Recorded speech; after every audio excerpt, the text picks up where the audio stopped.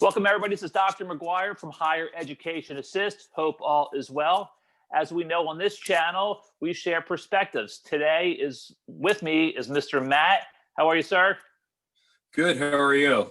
Good. Matt is from ATC, a technical and trade school, and he will share with you exactly what that means. I thought it was very important today because ATC is one of Higher Education Assist partners. And we want to show everybody what training is out there from a technical perspective, right? We know the college is not for everybody, and we want to share this perspective with you. Matt has a lot of information to share, including the programs, the location. Hopefully we'll get to talk to an instructor or two and a facility tour. So sit back and enjoy the conversation. Matt will provide all his contact information at the end for follow-up. And Matt, I'm glad you're doing well. Please tell me what ATC stands for. Automotive Training Center. Okay. And you are a large school. You actually have two locations, correct?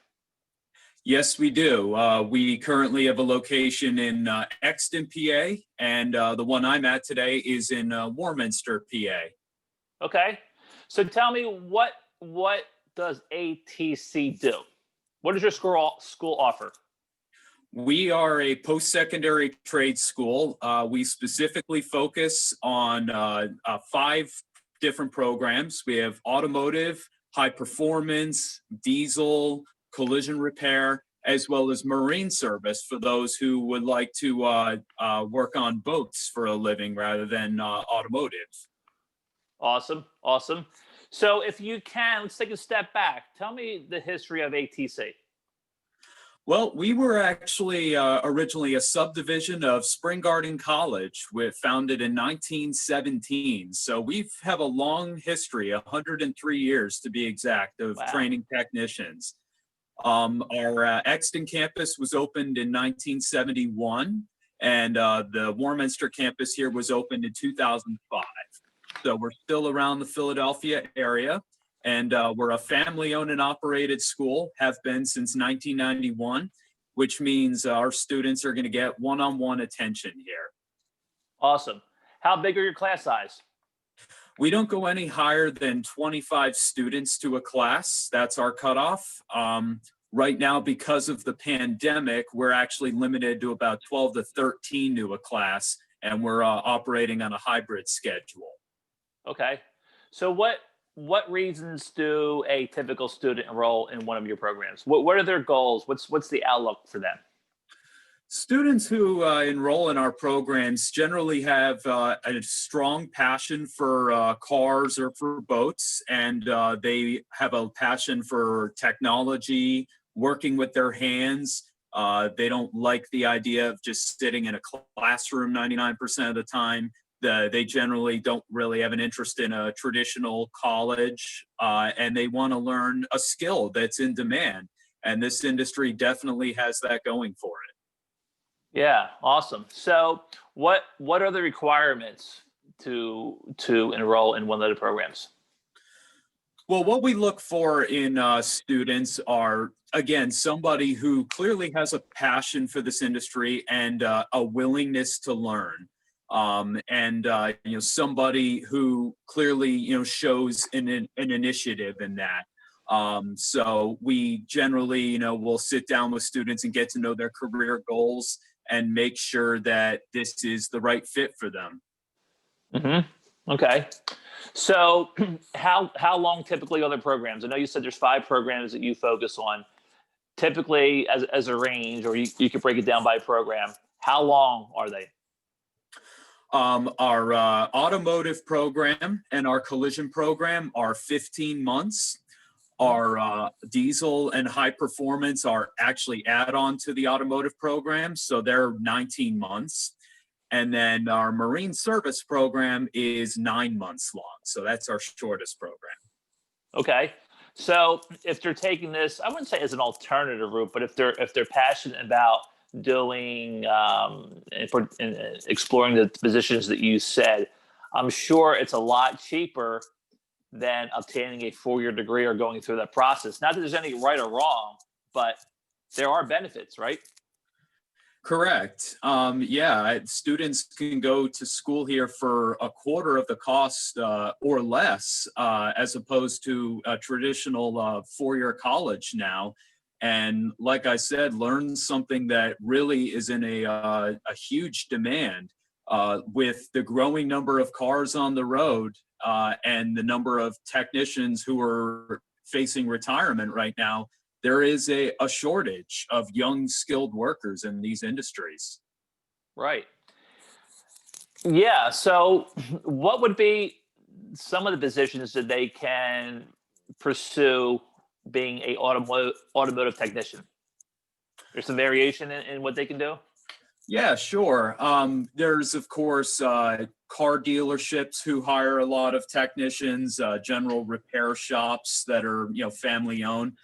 Some of the larger manufacturers out there. Then there's diesel shops out there that work on heavier equipment and machinery. You've got in the marine industry a lot of marinas and boat yards that hire technicians. And there's room for advancement too. They don't have to be a technician their entire career. There are service writers and advisors who work in the car dealerships and service centers, service manager down the road. I talked to a number of students that have an interest in owning their own shop someday too. So, the opportunities really are there for sure. Right. And you partner with a lot of companies as well, correct? Yeah, we have a lot of companies that reach out to us and ask us to post jobs they have open that might be part-time or full-time on our job bulletin board we have that I'll show you in a little bit. Okay. And we also have a program advisory committee actually that meets with us a few times a year, and they give us feedback on our facilities and equipment and our programs in general, and any suggestions on how we can continue to grow and improve them. Yeah, that's good stuff. So let's just walk through the structure of the program, right? So you have classroom instruction, and then you have hands-on experience, right? And the reason I'm asking this in part is because we know the retention rate among a lot of people today is short, and they get overloaded with coursework and books and lectures and what have you. Walk me through the blend that you have with students. What does that look like? Well, 50% of their day is spent in class, and then the other 50% of the day they are spending in the shop. And our students like that because, they're not, we don't essentially sign homework at our school here. Everything they learn here is done here at the school Monday through Friday. The reason we do things like that is because, working in the field and having the one-on-one instruction with their instructors is really how they're going to learn this business, especially the hands-on and working with equipment that we have here. That is, the best way we found for them to learn. And they also do live work when they're here. They're allowed to actually bring in their own car if it were to have a problem, and they can have the gratification of fixing it themselves. Yeah, I'm sure anybody that with the hands-on component is really, really great. Let's talk about job availability thereafter, right? Because we know I don't want to keep comparing it to college, but if we do for a second, you're not sure of a job, right? You got to do a lot of things, networking and resume, and not that you don't have to in this case. But what does a typical career path in terms of opportunity look for a graduate? Well, they always look for, what school they're coming from and the reputation that they've personally seen from that school, of course. But, they always look for somebody, one of the main questions actually out of any employer's mouth when a student from our school's inquiring is about their attendance here and their timeliness. Because the one thing about this industry is they come out with new innovations every single day. So anyone working at it is going to be learning something new every day. But having a work ethic, showing an initiative that you want to learn the business and you have a passion for it, but most importantly, you'll also be a reliable employee. That's worth a lot more to employers than a lot of people think out Hmm. there. It's not just about being the most skilled or thinking you're going to be the best possible technician they can have. Yeah. Do you have resources for job placement? Because in addition to one has to go apply typically like on Indeed. Does the school offer any of that path? Yes, we have a career and student services department here that helps them with resume writing. They do mock interviews with them, and filling out applications online or written. And like I said, with our job bulletin board, if any of them reach out to us and ask us to post a job here, we do that. We really encourage them to work part-time in the industry while in Mm. school with us, because we found that is the best way to get additional experience. And for a lot of them, it often leads to a full-time offer when they're graduating from our school. So Yeah. that's a win-win. Hmm. So walk me through a typical day for a student in terms of time. So our day here starts at 7:30 a.m. And so a typical day here is they'll have class time from 7:30 until 9 o'clock, where they get a 10-minute break, and which is often a coffee break, of course. And then from 9:10 until 10:30, there'll generally be some more class time, sometimes shop time, depending on the class they're in. And Hmm. then lunchtime is 10:30 a.m. to 11:15. And then from 11:15 till 1:30 is the rest of their day, when they're generally out in the shop the entire time, applying what they learned in class. And then at 1:30, most of them are going to work if they're working in the industry part-time. Nice, nice. Yeah, sounds like a lot of like hands-on training, which I like. Okay, Yeah, so all good information. Would you mind taking us on a tour? absolutely. All Let me right. I don't just, want to put you on the spot. I mean, we talked about that, but that would be nice. no problem. I just got to put my face mask on here. Okay. So, and the safety glasses to go out You're all rigged up there. That's good. indefinitely. You look like a doctor, Matt. Well, good. Thanks. I'll be sure to turn the camera around here Okay. when I get to certain points.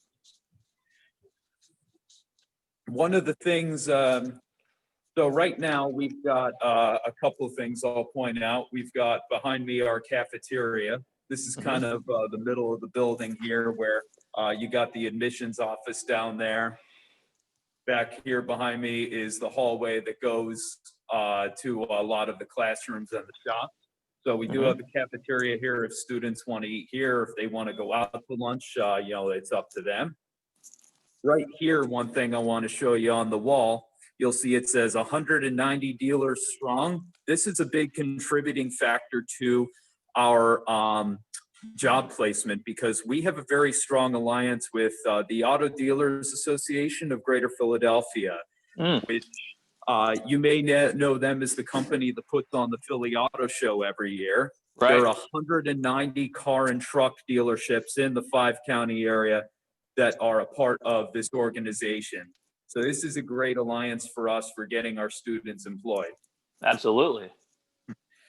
And another one part in this corner here, you'll see this is our computer lab. We call it our Library and Resource Center. Students do some online modules for training while they're students here as well. So that's sometimes a part of their class. And it's open to them after class each day if they want to complete anything online. Mhm. And then here, we've got actually our bulletin board, where we have a student spotlight every month or so that changes. And we also have job placement right here. These are a couple of jobs that are open right now. And some of them are part-time. Some of them have both open, full-time and part-time. Okay. Let's see. But I'll take you out into the area you really want to see, and that is our shop. All right. While you're doing that, let me ask you this: what is the enrollment period? When do the classes start, stop, and how often do you offer that at any given time during the year? That's a really good question, actually. We have students that enroll year round, especially high school graduates or students that we refer to as adult students. In other words, they may be coming from a different career path. They may be coming from serving in the military, and they want to use their post 9/11 GI Bill towards tuition here and learn this business. The majority of our students every year start after they graduate high school. So every summer is when we have the most students starting. Uh, but every 4 to 8 weeks here, we could potentially have students starting because our classes here run 4 to 8 weeks. So anytime we have a new class start, a student that maybe, is not, they can start with us. All right, thanks. But before you go into the next part, so last question regarding that: Can an individual in high school start early, or you have to graduate high school first? They do have to be a high school graduate first. I got you. Yeah. All right. So right now, I'm actually walking out into our main shop. Here we got one of the more fun things that we have here. See behind me, this is our chassis dyno. I'll give you a better view of this. Cool. So this here, the chassis dyno, kind of think of as like a treadmill for a car. This is our 2006 Mustang, and we kind of refer to it as our dyno mule. So it spends some time on the dyno, and students here are in advanced engine performance class, and you can see, are actually working using, tablets. They often use laptops and all different sorts of electronic equipment. But basically what a chassis dyno does is it can measure the power output of a car at the wheels. So that's why they call it a treadmill for a car. So it's a really cool piece of equipment for sure. And this is just one part of what we do in our performance class. Very neat. Here you can get a little view of a lot of the rest of our shop. So a lot happens in here every day. Back there, we've got our door that leads outside to the back of the building. So that's where cars drive in and out. We've got one of our alignment machines. The other one is over there. You can see that white car on it. So students will work with these during a suspension class. Then over here, you'll see there are some boats. This is one of the areas for our marine program. So I'll take a quick walk back here and show you some of the things that are going on. Okay. So back here, right now, we got a lot of engines back here, as you can see. We have some water tanks that some of these engines are sitting in, like you can see this one right here. So they actually pump water through the engines like you find in boats. And this is where a lot of our marine students are spending time in the marine engine performance class. And they also learn how to repair gel coat and fiberglass bodies on a boat, marine electrical systems, so on and so forth. So any student who has a passion for being outdoors, maybe would like to work around water, especially if they grew up, near the coast or some body of water, then this generally is the demographic that goes for this program here. I like that, even with the boats, right? Well, cars too, but even the segment with being a mechanic on a boat, gee whiz, they can always head down to Florida, right? Where it's of course. I mean, locally here we've got a ton of demand in the Pennsylvania, New Jersey, Delaware, Maryland, New York area. New Jersey alone is home to nearly 500 marinas statewide. So Wow. there's no shortage of demand in in this area here. Mm-hmm. Here, I'll go over to a couple of our other labs that we have here. Let me ask you, how important is it to stay up with all that technology? Is that a big component to the programs? Yeah, it's extremely important. I mean, we're always looking for feedback from our advisory committee of how we can improve our programs, and staying up to date with technology and the software in cars. Like I said, it changes every year, so it is definitely a very important part of what we do here. Mm-hmm. In here, we've got our engine repair lab, and then we also have some of the diesel engines over there. I'm actually going to walk inside and show you more about it.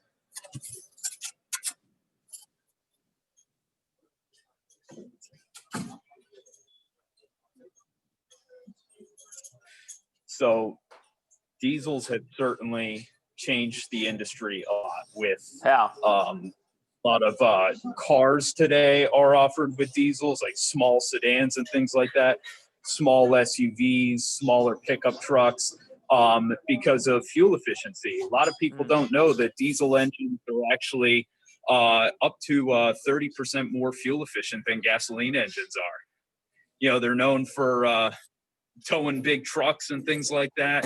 A lot of people think of engines the size of this one here, this CAT engine that I'm standing next to, and is absolutely monstrous. This could power like a big semi truck or something. But then you've got other ones that are much smaller. They offer for fuel economy reasons in smaller vehicles today. So it's definitely a growing thing in the industry, and one of our most popular programs here. What about electric vehicles? That's no doubt becoming a part of the industry as well. With more and more companies, one of the biggest ones lately is Tesla. Look at the impact they're making on the industry. So as the electric and hybrid vehicles and things like that become more of the norm, we're going to have to look into integrating more of that into our program. In here, this is our automatic transmission lab. So this is something that I know not everyone teaches out in the field, but we do have an automatic transmission class here where they take them all apart, learn how they work, between the hydraulics and all the automated systems that they do for you compared to a manual transmission.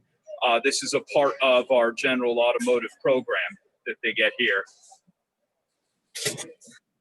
Let me ask you this: what, if any, component of car mechanics and equipment, what is like antiquated these days compared to years ago? I know the technology piece is important to staying on top of that with the way cars operate, but what component of a car is a thing of the past, if that makes sense?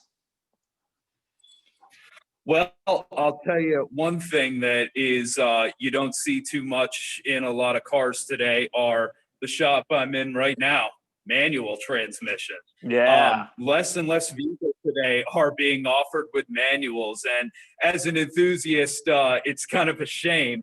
But I like driving a manual transmission car personally. But why is that? And we do teach that here. Personally, I like it from I think it keeps you more focused on driving as opposed to distracted by your phone like so many drivers today. But I just think it's fun personally. What, but you mean I the think stick shift, right? the reason, with a stick shift. Yeah. But with how efficient all these new automatics have become, with 8-speed, 9-speed transmissions becoming the norm, they are more efficient than the manual transmissions, unlike the old days where a lot of people would argue it was the opposite. It's not so much like, so unfortunately you don't see them as often in cars nowadays. Interesting. Now, this shop I'm headed into is our body shop. So like I said, we do offer a collision repair program here. Any student That is one industry that'll never go away. Work Sorry, I know it's loud in here.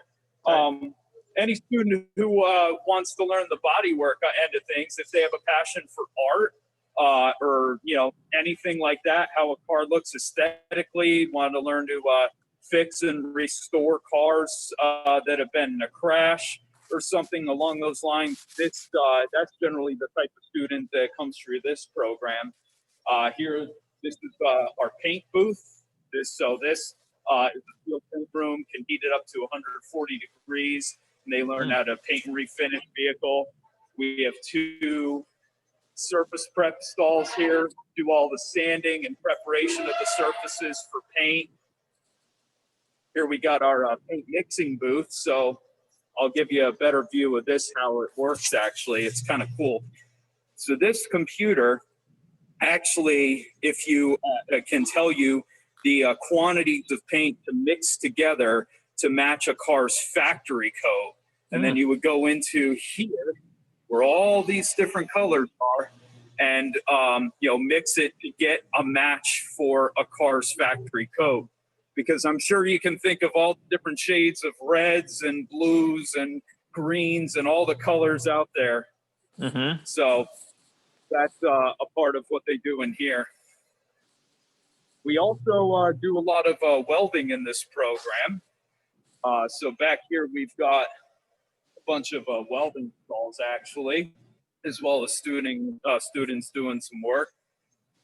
This machine behind me is our laser frame straightening machine. So that can measure out to within millimeters if it's off from, getting into an accident to make sure the frame is correct in a car after it's been a crash.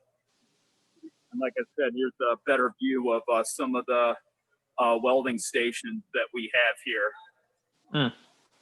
Very neat. So welding is a big part of what they do in this program.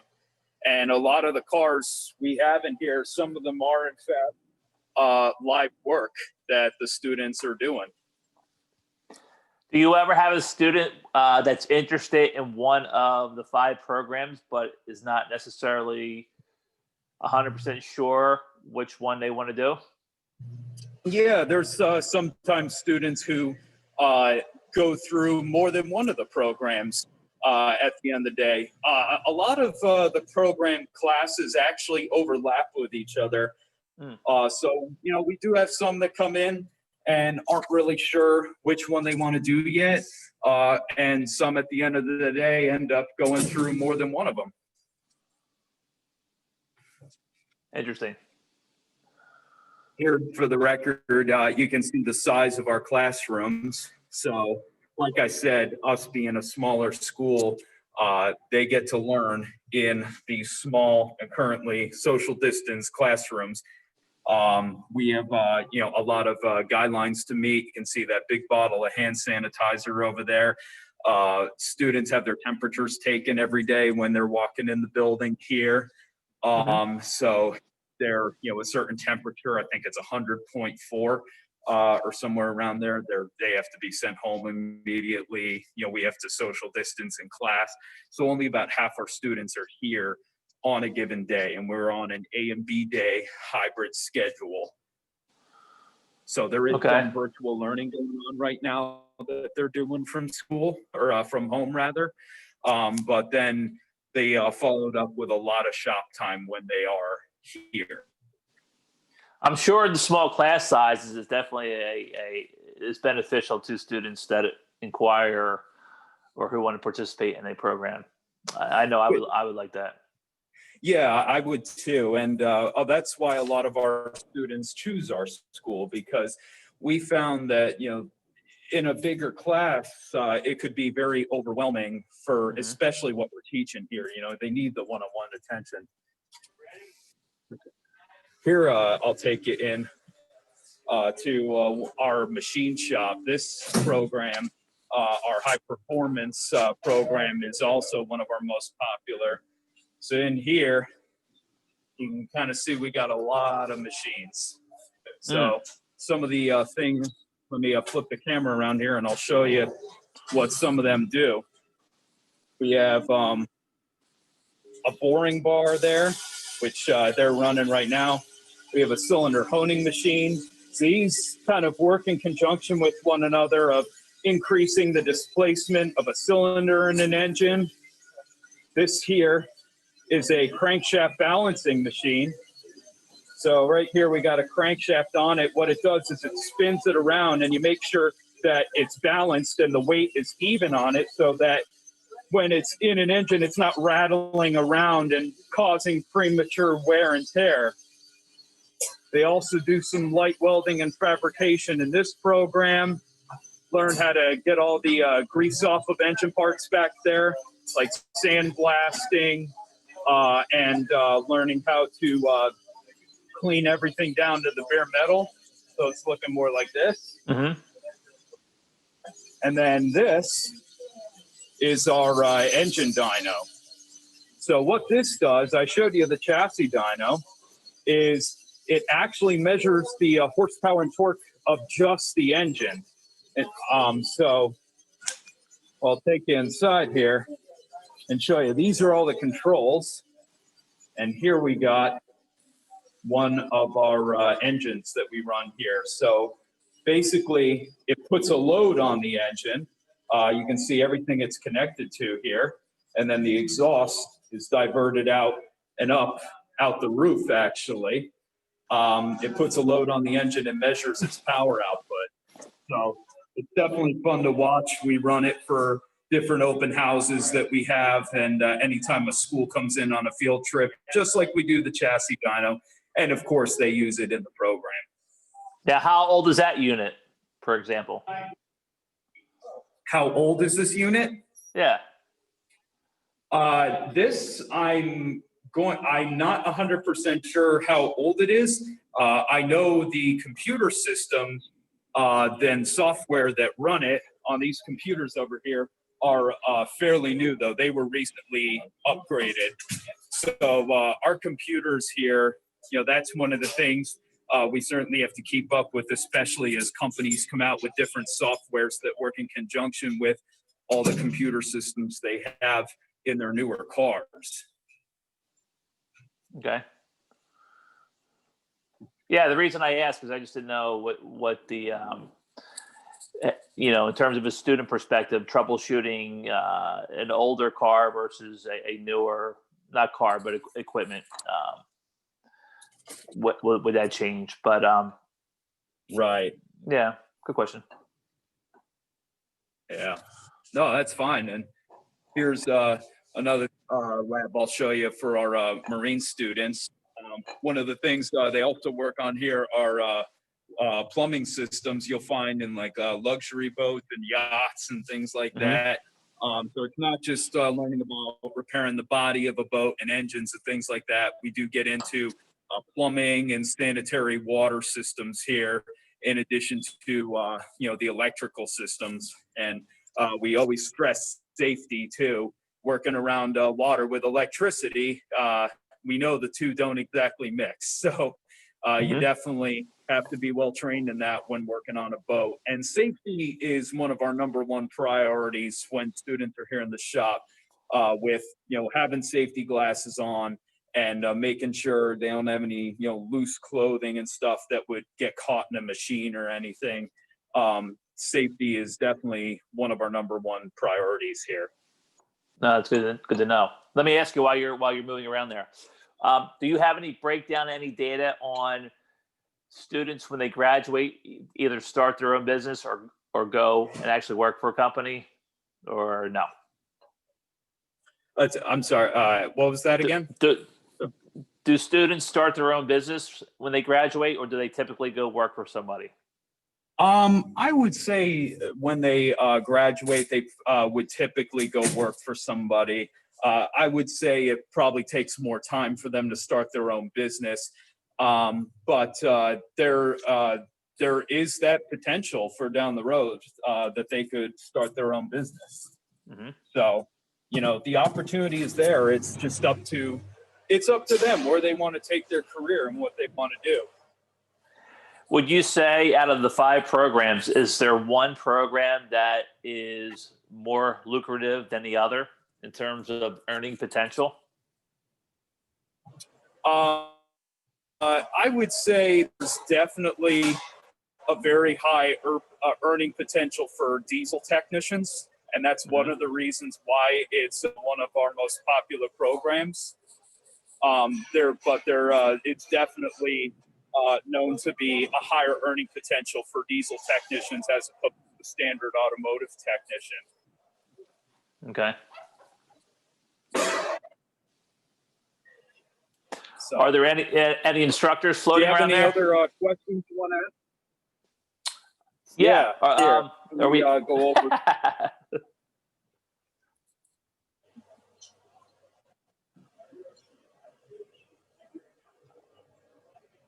Now you have to tell a random instructor what we're doing here, just so we don't catch them off guard.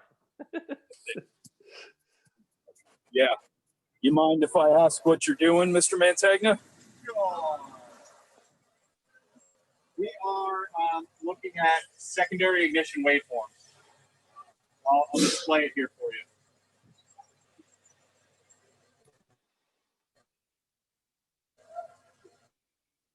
you.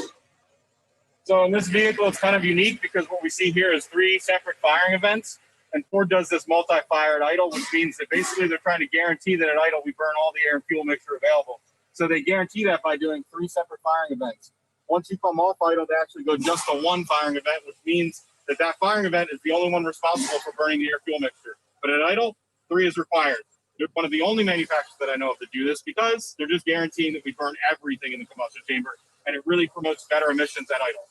Ideally, the hope. So if you want to bring your RPM up, somebody will show you, bring it up off of idle, this should go away and come to 1 firing event only. And this is looking at secondary ignition off of the ignition coil. So there's your 1 firing event. Okay, idle. And then it goes right back to 3. Oh, neat. Okay. Cool. Yeah. So what does he like best about working at ATC, Matt?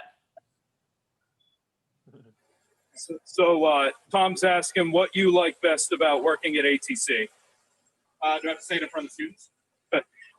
That's up to you. No, I'm just kidding. Would you mind if you cut it off so you can hear? Thank you. I guess I would say the most exciting thing about working here is that no day is ever the same. Each of the students kind of brings something new to the table every day. We get to teach them new things. The constant changing of curriculum, things that we get to do each day, the constant subject matter that changes, it just keeps it interesting. It's never the same day, so it's never boring. It's never dull or lull.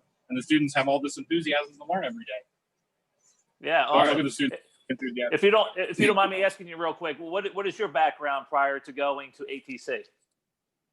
My background prior to ATC, I was a dealer technician, so I worked for Ford, Lincoln, Mercury, Mazda, Volvo, Jaguar. So I kind of did a little bit of everything.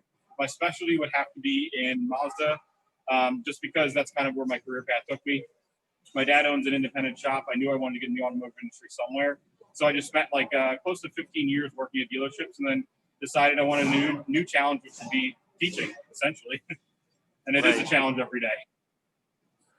What one thing do you wish that students get out of the program, obviously, other than learning what they have to, but when they walk away from that school and graduate, what values do you like to see them have? What values do we want to see the students have when they leave? Yeah. I mean, we really impress upon the soft skills, the ability to interview well, the ability to write a resume, the ability to be on time, show up, be productive, and to be successful. But we also give them, pieces of information that they can use in their everyday automotive careers, just in the sense that like they feel more confident in diagnosing check engine lights, diagnosing drivability problems, anything that has to do with that specific type of class that we're teaching. We want to make sure that they leave that class with some confidence more than what they came into that class having. So that's the hope. Yeah, good stuff. Thank you, sir. I appreciate your time. Absolutely. Awesome. Thank you. Right. All right. Oh. So that's a little look into what we do here each day. We always say there's no such thing as a typical day here. You know, there's always something new they're working on. Yeah, it is a good thing. There's always something new they're learning, working on, and taking away from each day.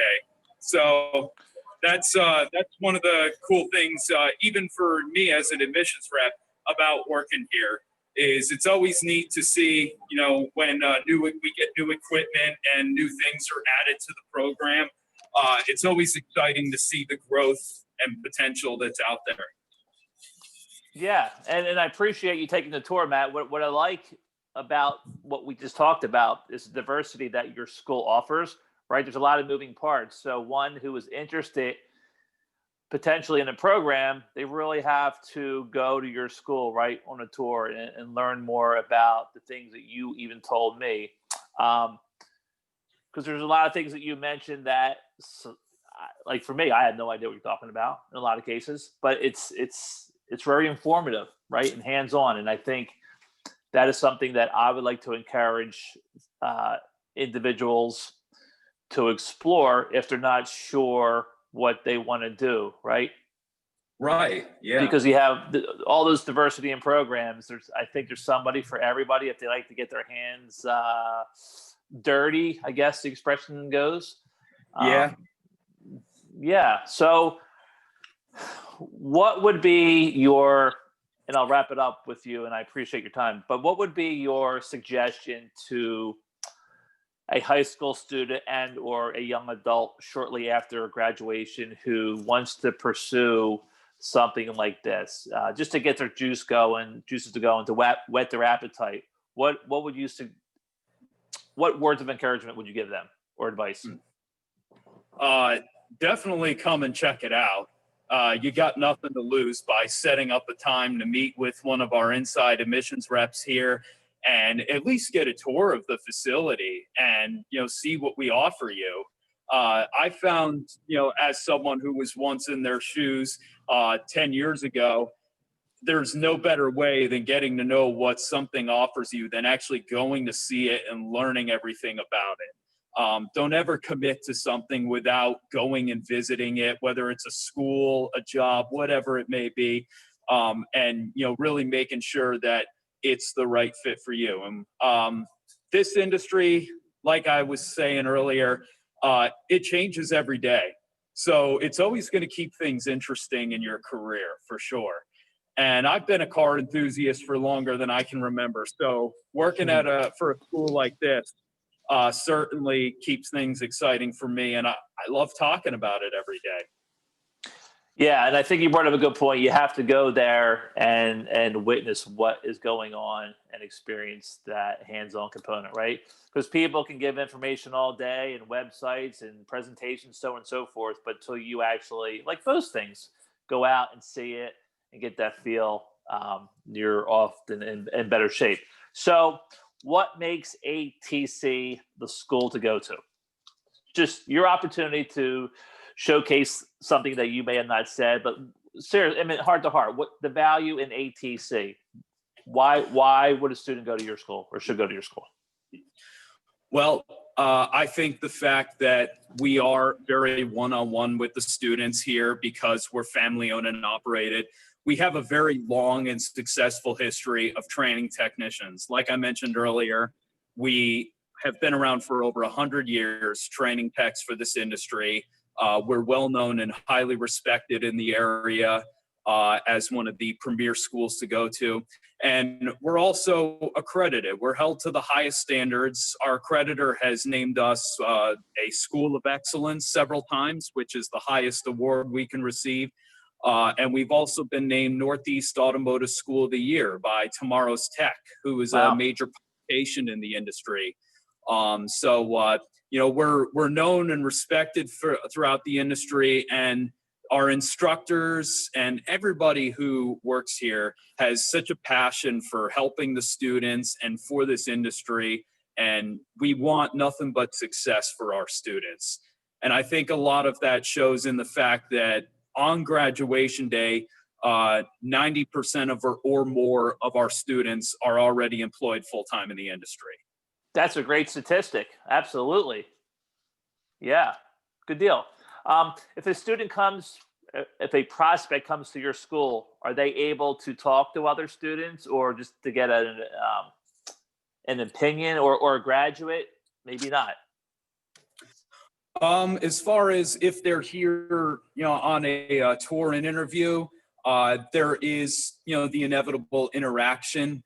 So oftentimes what we have is students who are in their senior year who see students who graduated from their high schools, so former classmates of theirs that are here going to school. So there's always that, and there's always that kind of interaction that's very strong in getting new students to come here and follow in their footsteps. Okay. Last question, because this is the important question. If I'm interested in going to your school and I don't have a lot of money, what are my options in terms of paying for tuition? Well, we do have a whole financial aid department because we're accredited. They can apply for essentially what they could at a four-year college with, federal student loans, parent loans, state grants, which is money they don't have to pay back. And of course, scholarships. We do a big scholarship event every year exclusively for high school seniors that we give out over $200,000 through. Wow. We actually have our next open house and scholarship here at the Warminster campus on December 2nd, which they can come to our school and take our scholarship test, which is like a mechanical aptitude test. So I always tell students, don't worry, it's not like the SAT or any of those academic tests.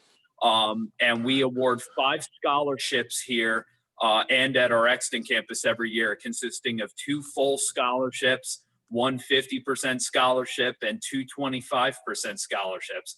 And it doesn't cost them anything to attend that event. So they have nothing to lose through that. And one last thing I also want to point out, aside from that and scholarships they could apply to, from outside companies that would give scholarship money towards our school, I know there are also employers out there who offer tuition reimbursement for students. There may be employers who, if a student agrees to work for them for a set amount of time, they will actually help them pay back any student loans that they have. That's awesome. That's a pretty sweet deal that you really, I personally never heard of that in any industry until I started working here at ATC almost 6 years ago. Yeah, I'm glad we touched on that as our last segment here, because a lot of folks, as you know, don't know what resources they have to pay for something they're interested in. Yeah, that's awesome. Yeah. All right, Matt. Well, listen, I truly appreciate it. I learned a few things as well. I hope our viewers did too. I will obviously put your contact information associated to this video for those to reference. And hopefully you'll have some inquiries and you can share additional information with not only the individuals and or the families. Awesome. Sounds good. Thank you so much for having me with you today. I really appreciate it. Okay, Matt, we'll talk soon. All right. Sounds good to me. All right. Thank you. All right. Bye-bye. Bye.